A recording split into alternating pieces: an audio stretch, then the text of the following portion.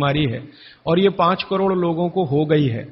और विशेषज्ञ ये कहते हैं उस रिपोर्ट में कि अगर यही गति और रफ्तार से डायबिटीज बढ़ती गई तो अगले 2014 तक लगभग 10 से 12 करोड़ लोगों को ये होगी।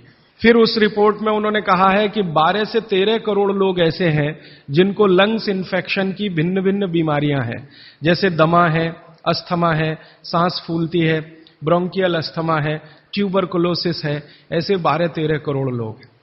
फिर वो विशेषज्ञों की रिपोर्ट कहती है कि भारत में लगभग 15-16 करोड़ लोग हैं जिनको घुटनों का दर्द, कमर का दर्द, कंधे का दर्द, हड्डियों का दर्द, जिसको आप संधिवात कहते हैं सरल भाषा में, ये हड्डियों के जोड़ों के दर्द की बीमारियां हैं।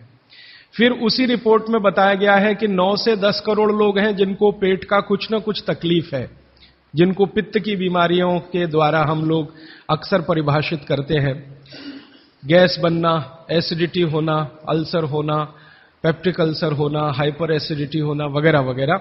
और ये सब मैं पढ़ता गया और एक जगह लिखा हुआ था रिपोर्ट में, बहुत परेशान करने वाली बात, कि 20 से 22 करोड़ लोग हैं जिनको आंखों की कुछ न कुछ बीमारी है, या तो कम दिखता है या बिल्कुल नहीं दिखता, रात में नहीं दिखता, दिन में दिखता है तो रंग का अंतर पता नहीं चलता। हम लोग अंग्रेजी में उनको नाइट ब्लाइंडनेस या कलर ब्लाइंडनेस या ग्लूकोमा जैसी बीमारियों से परिभाषित करते हैं। और ये पढ़ते पढ़ते मैं परेशान होता गया। अंत में रिपोर्ट के आखिरी हिस्से में सरकार की तरफ से ये बताया गया था कि ये सब बीमारियां तो हैं और सरकार इनके लिए क्या क्या प्रयास कर रही है।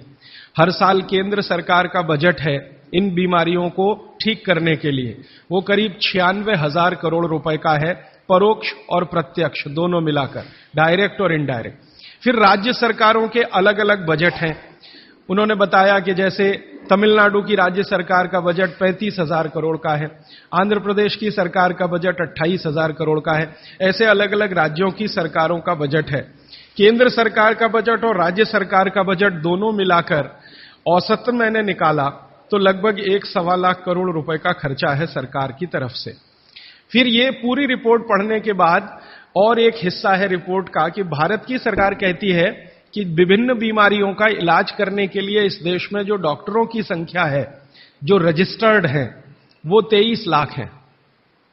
एमबीबीएस, एमडी, एमएस, बीएएमएस माने आयुर्वेद के और प्लस बीएचएमएस होम्योपैथी के, तीनों विधाओं के, होम्योपैथी, आयुर्वेद और एलोपैथी तीनों मिलाकर सरकार कहती है कि 23 लाख डॉक्टर हैं जो रजिस्टर्ड हैं।